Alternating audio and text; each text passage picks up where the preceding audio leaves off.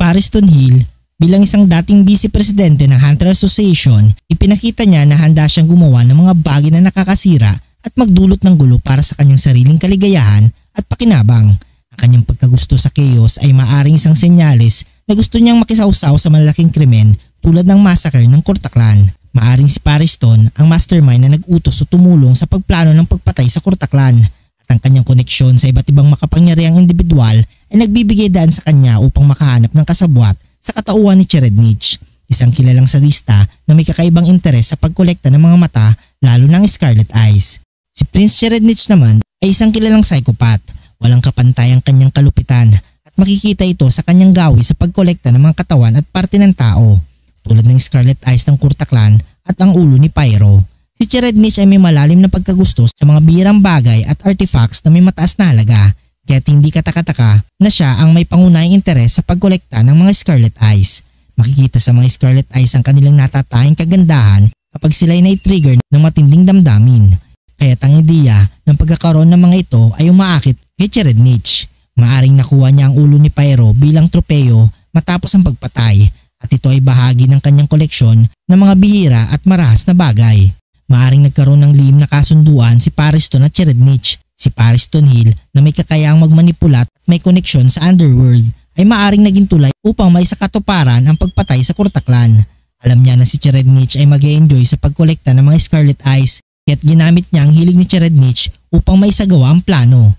Habang si Paris Stone ay patuloy na nagmamanipula mula sa likuran, si Cherednich naman ay nag-execute ng brutal na pagkolekta ng mga mata at pagpatay kay Pyro. Ang pagsasama ng kanilang mga kakayahan at motibasyon, ang kasayahan ni Paris Stone sa gulo at pagkaumaling ni Cherednich sa mga bihirang bagay ay isang perpektong kombinasyon para sa malupit na pagmassacre ng Kurtaklan.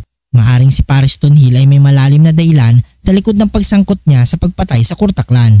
Bilang isang tao na gustong lumikha ng kaguluhan sa pinakamalaking scale, ang massacre ng isang buong lahi na kilala para sa kanilang natatanging mga katangian ay isang napakalaking tagumpay para sa kanya. Alam niya na ang pagkawala ng Kurtaklan ay magpapasimula ng masalimut na sitwasyon, at maaring ito ang nais niyang makita, isang mundo na naguguluhan at punong-puno ng pagiganti.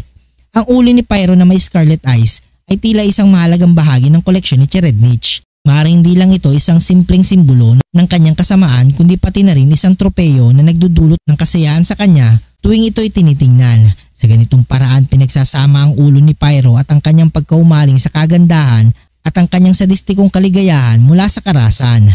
Ang teorya na si Paris Stonehill at Cherednich ang pasimuno sa pagpatay sa Kurtaklan at pagkolekta ng mga Scarlet Eyes kasama na ang ulo ni Pyro ay nagpapakita ng isang madilim na alyansa.